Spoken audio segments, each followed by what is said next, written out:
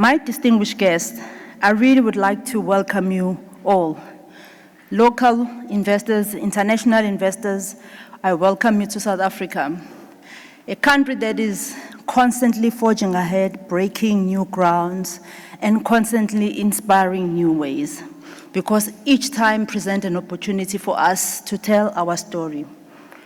Welcome to a nation where resilience meets opportunity, and where innovation rises from a rich tapestry of our culture. Mind you, and our culture is one of the strongest pillars and contributor of our competitive advantage. Not only are we a country that has been favorably situated from a geolocation perspective, because you can get access to Africa's growing market, and we're talking about 1.3 billion in volume, access of the market through the African Continental Free Trade Area. We are a gateway to partnerships that are anchored in trust, talent, and long-term values. And my responsibility this morning is really to welcome you with open arms and urge you to wear a hat that says, how do I build lasting, sustainable relationships with South Africa?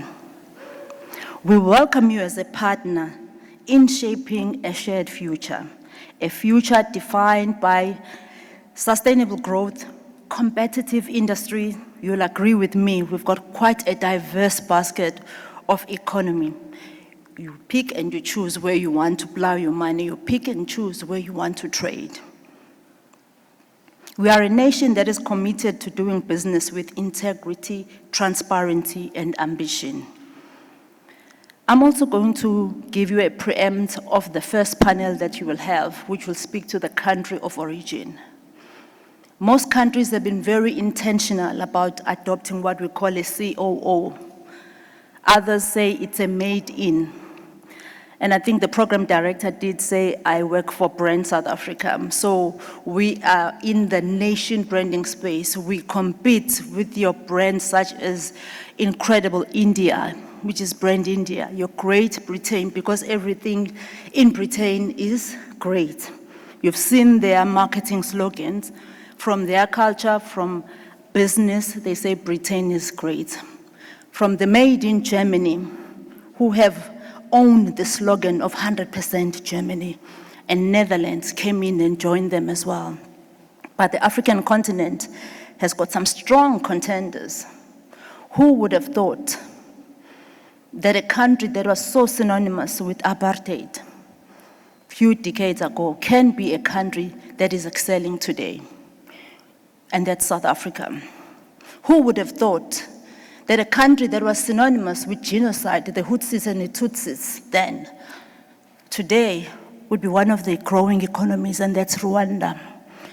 Essentially what I'm telling you is the notion of what happened in the nation branding space, similarly as to the commercial space, where brands compete for value share, volume share, for share of voice. We are the same as countries. That is why we have you here. So country of origin for South Africa has been anchored in resilience, innovation, creativity, and our leadership on the African continent. But it would be amiss of me to miss one strength that has shaped our competitive advantage, including our country of origin, and that's our people. You sitting here, you all travel, you are all respective ambassadors. You carry South Africa with you. And I know, apart from some of you, as my pastor will say, I want to see the shout that you do when you shout when the Springboks are winning. And I want to see that transferred in church. So it's exactly the same thing. It's in us as South Africans. A study by Brand Finance, some of you might know Brand Finance, but they do the ranking of countries, the soft power, the brand evaluation. It actually told us South Africa's brand value is at 3.97 trillion rand. That's massive. But it gets interesting when you further dissect and you probe to see who are the drivers of the South African value. And the drivers of South African's brand value are corporate brands. And you wonder why we are so hung up on shaping the country of origin proposition. These corporate brands are the brands that are flying the South African reputation and image globally. They contribute 87% to the 3.9 trillion rands. That's quite massive. And when you really dig down, okay, this corporate brand, where are they? They are in the financial and services industry, which also contributes about 13% of our GDP, which is quite amazing and it's quite substantial.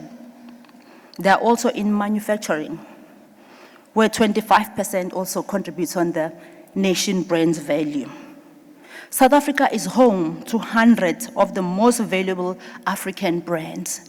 In fact, a study that was done by Brand Africa recently in June revealed that South Africa is the most admired nation brand, chosen by Africans for Africa.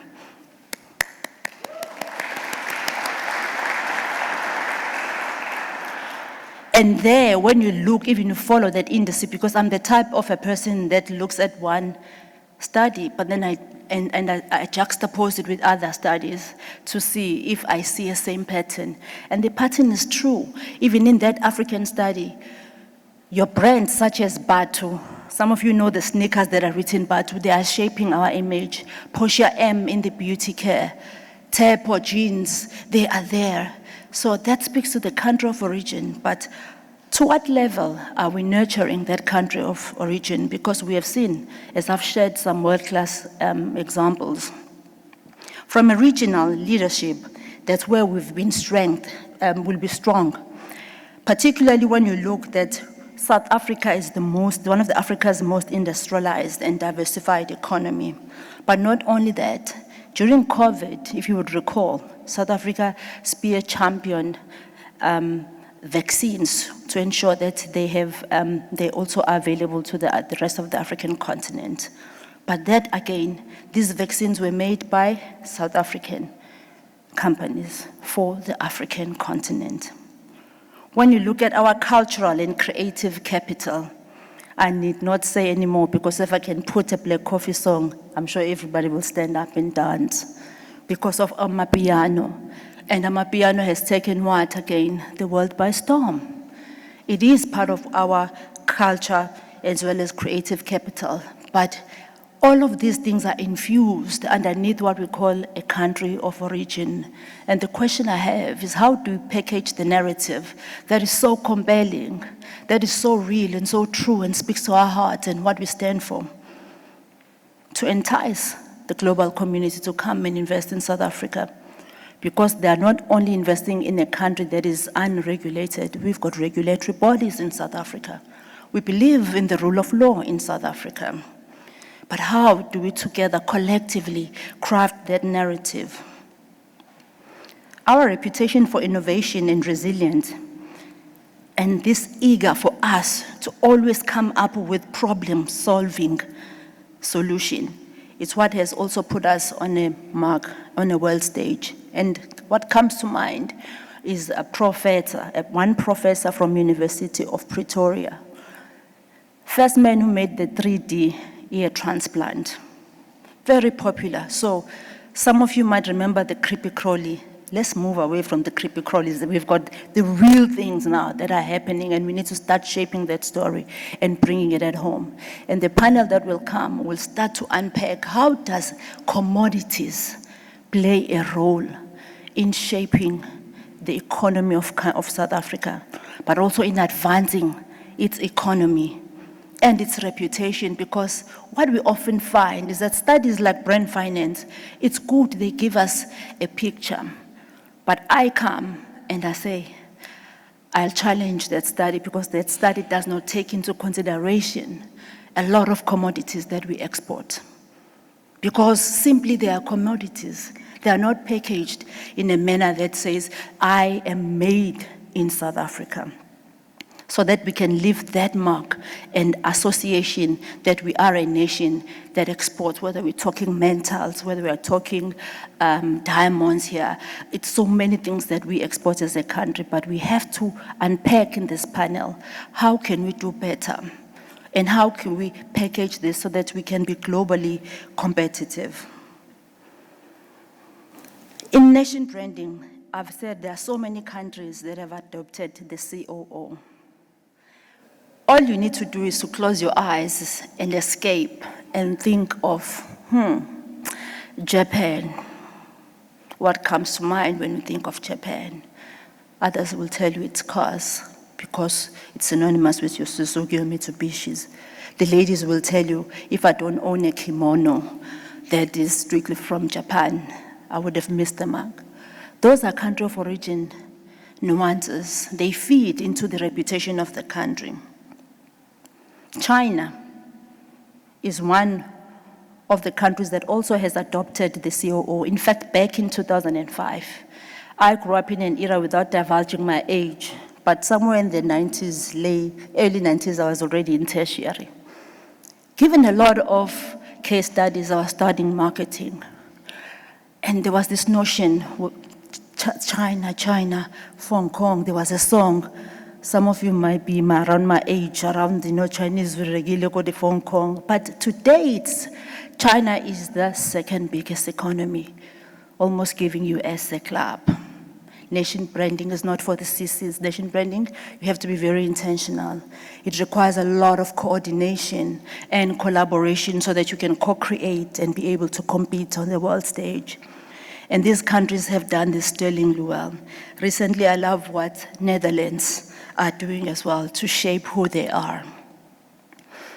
Just in ending, I also want to touch what the government priorities are, particularly from DTIC, but my sister is there, she'll unpack their strategy.